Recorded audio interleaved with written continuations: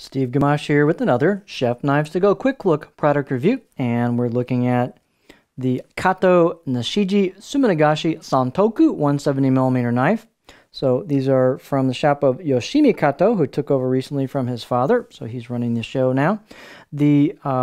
I've got 5 knives in this line, and so I've got a pretty good cross-section sample, and they've all been quite consistent in how they're put together, the fit and finish, the style, the edge profile, the grinds, handle, clean, clean smithing, clean, nice fit and finish. So they've been very, very consistent. So that says a lot that I've got 5 knives from the same line and the same maker and the same shop, and they've all been really consistent. So that's a good sign. So here we have a core steel of VG-10 full stainless.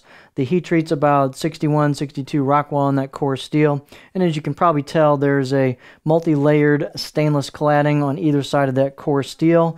They label that as Suminagashi, which is like a layered paper term for layered paper effect. You can also call it Damascus if you wish. So you can see once the grind starts, it starts showing those layers, and they've acid etched it to bring those layers out. You've got the core steel showing through, and then the actual edge bevel shining there at the end. And then it also has a finish called Nashiji, which is kind of a mottled pear skin type finish. And it shows some hammer marks, some blacksmithing there. You've got some hand chisel kanji, which is really super nice and crisp. So now that I have my beauty shot, we'll go back to the dimensions and such. So the weights and dimensions on these will vary a little bit from knife to knife since they're handmade, but this particular one is 138 grams or 4.9 ounces. Edge length is right at 170 on the money, about 6.7 inches, and the overall length's about 314 millimeters or about a little under 12.4 inches.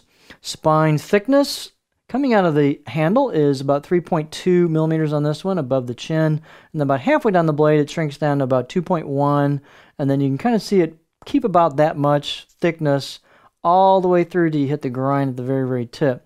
So the tip's not super duper skinny, but it does do a pretty nice job through, soft product, onions and such. So it's got a pretty good grind on this. It's not a laser performer, but it performs quite nicely.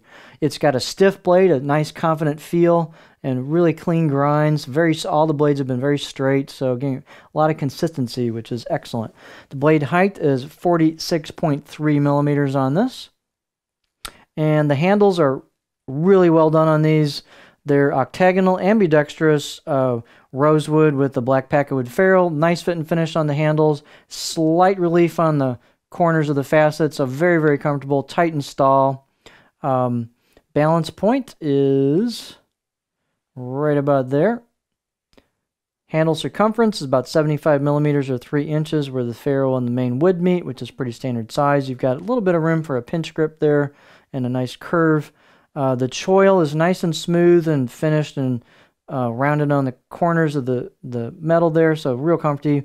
The spine, they've taken just a little bit of relief off the corners. If you find that objectionable, you could sand it down a little more. I didn't even really notice it once I started testing it, but very comfortable for a pinch grip. You can get your finger right in there. Again, just a really nicely executed knife. We'll take another little close-up look, get our beauty shot again. Hand chisel kanji, real crisp and clean. You can run your finger over it and feel it. You've got some hammer marks, so a lot of character, kind of a refined rustic character to this knife. Performance, as I said, is quite good. Let's look at it on the cutting board. You're going to see one of the characteristics of all 5 of these knives have been a very consistent style to the profile, and that is they flow into a stop at the heel, and you got a little flat section at the heel. So all of them do that.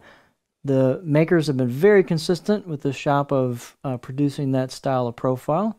So there's your stop in the back, an inch or two of a couple inches of flat, and then a low tip as typical of this Santoku style. So I can get about there on, kind of a rocking style if I want to do that. Pretty high, really, for this size blade.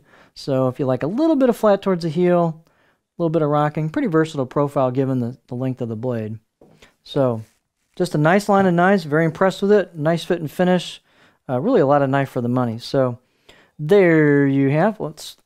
I like that side, but a little too much shiny, so we'll go with this side. So this is the Kato Nashiji Suminagashi or Damascus Santoku 170mm knife.